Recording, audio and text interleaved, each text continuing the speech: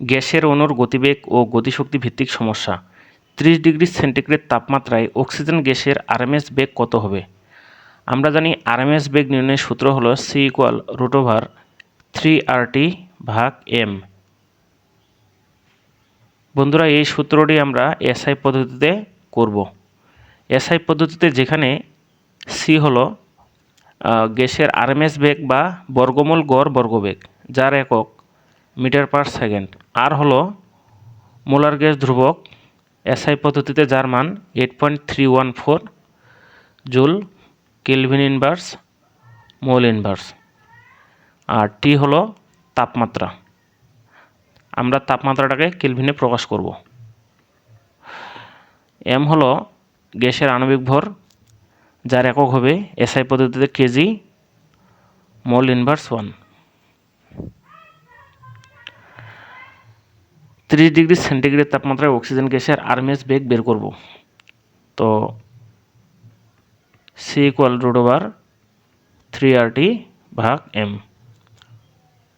তাপমাত্রা দেওয়া আছে 30 ডিগ্রি সেন্টিগ্রেড, তাহলে আমরা কেলভিন এককে তাপমাত্রাটাকে প্রকাশ করব। 30 ডিগ্রি সেন্টিগ্রেড কেলভিন এককে হবে 30 + 273 = 303 কেলভিন।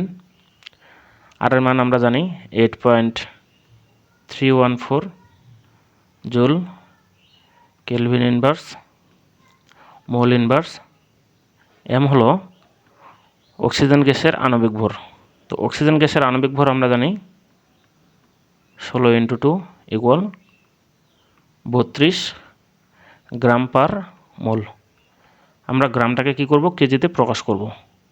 এজন্য আমরা এই 32কে 1000 দিয়ে ভাগ করব। তো 32কে 1000 দিয়ে ভাগ করলে হবে কেজি পার মোল।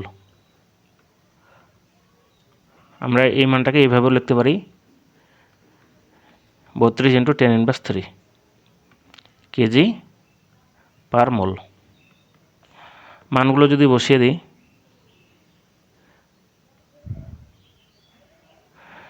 3 × আর এর মান 8.314 আর টি এর মান 303,